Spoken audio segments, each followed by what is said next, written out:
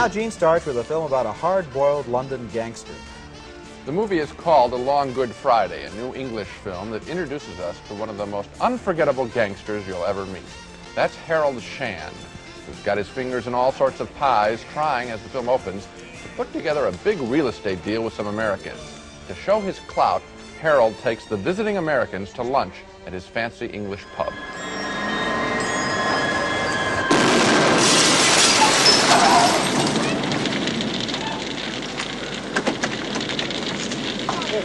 Let me up! Charlie! Charlie! Stay back! Stay back!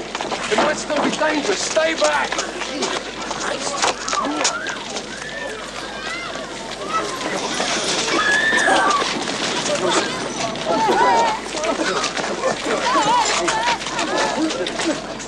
You all right, Pete? I'm all right. What about your customers? I don't know, I think they're all right. It blew upstairs and there was no one up there. Jesus. We've been 5 minutes earlier. What the hell's going on? Keep them there, Jeff. It's not safer. Yeah, all right. Oh, shit. What is it? You go and help Pete, right? Occupy him. Anything that's necessary, just buy me some time, right? Yeah, I'll take them to Justine's. Terrific. And so there you have it. The confident Harold, the blustering Harold, begins to crack.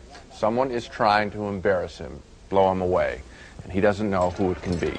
There are more assaults on Harold and his associates. This film positively is riveting as we watch a bully begin to sweat.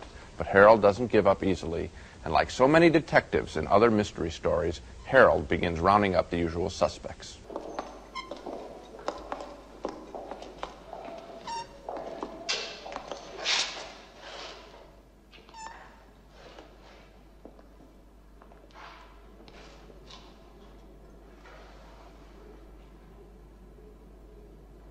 For more than 10 years, there's been peace. Everyone to his own patch. We've all had it sweet. I've done every single one of you favours in the past. I've put money in all your pockets. I've treated you lot well, even when you was out of order, right? Well, now there's been an eruption. It's like fucking Belfast on a bad night. One of my closest friends, he's lying out there in the freezer.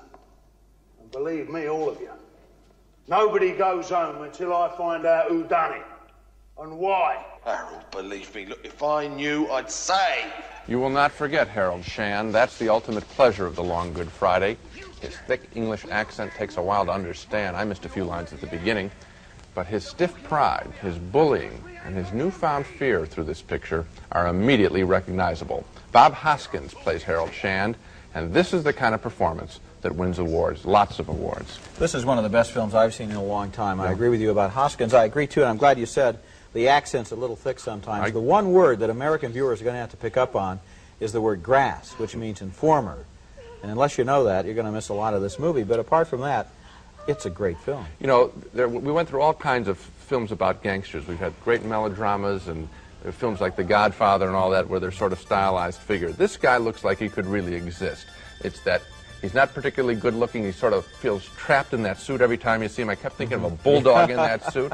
But this guy, you just watch. Maybe there are guys like this. And at the end, as evil as he is, you really sympathize with him. In the last shot, he's looking back and forth, his eyes shifting back and forth, and he's trapped. It's a good film.